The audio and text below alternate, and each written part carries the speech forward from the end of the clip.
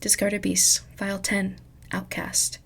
When under intense duress, most worms possess the ability to regenerate at incredible speeds, being capable of reforming nearly half of the entire body in an instant.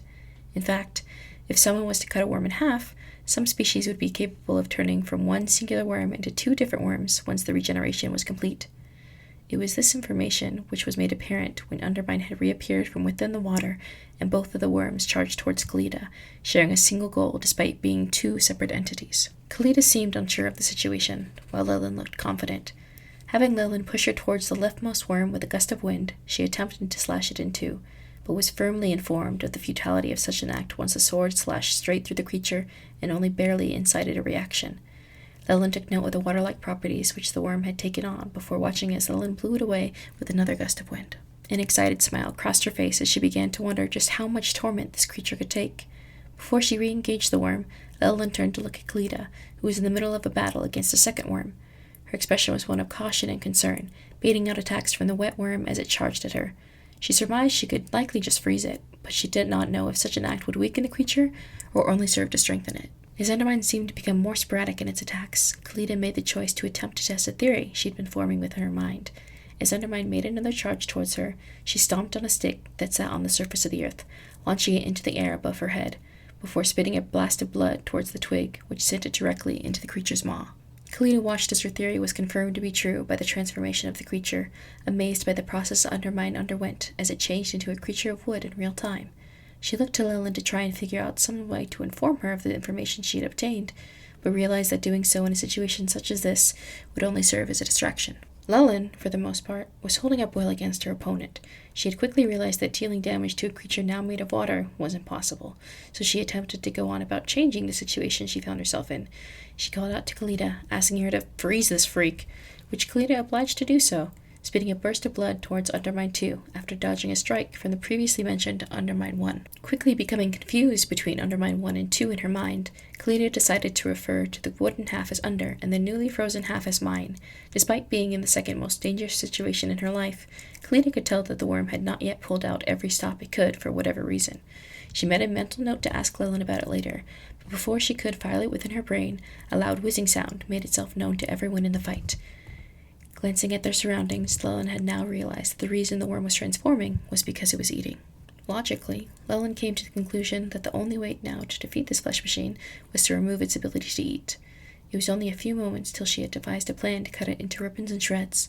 She once more called upon the wind, using a sustained stream of air to turn her sword into a spinning spear and shooting it rapidly towards Mine.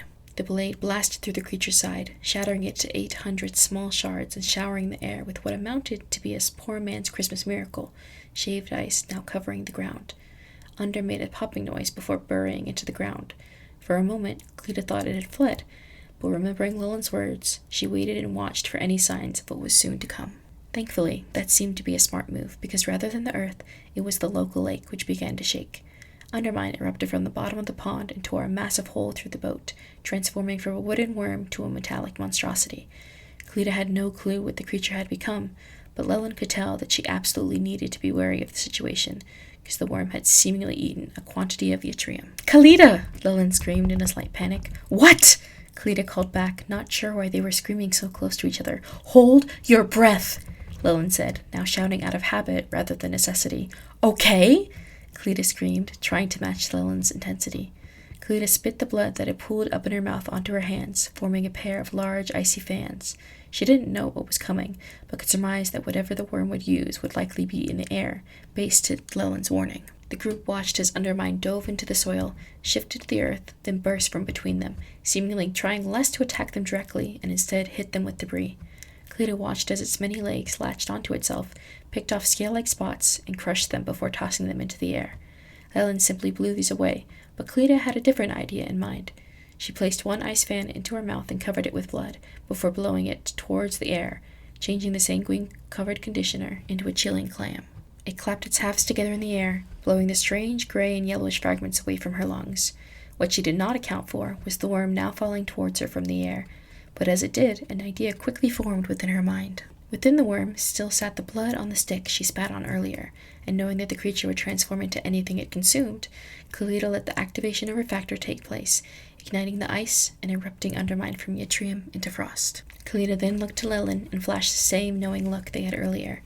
Lelyn spent no more than a millisecond pondering what to do before smirking, blasting herself next to Kalita and once more preparing her blade, all within the time it took the beast to begin plummeting. Rocketing her sword to match one in a single moment, Kalita watched as the worm was turned to nothing more than another collection of cold bits, which littered the ground. Lelyn placed her hands on her hips, satisfied at the creature she had defeated with a bit of help from Kalita. Extending a hand, she helped the witch to her feet. "Before I forget," Lelyn remarked as she reached into her pocket, "you should have this back." Kalita's eyes went wide as Lelyn pulled out her hat, wrinkled and dirty, but otherwise okay. Putting it on, the two smiled at each other for a moment. Kalita tried to thank her, but failed to do so as she choked on the blood in her mouth. Sticking her tongue out, she observed the damage.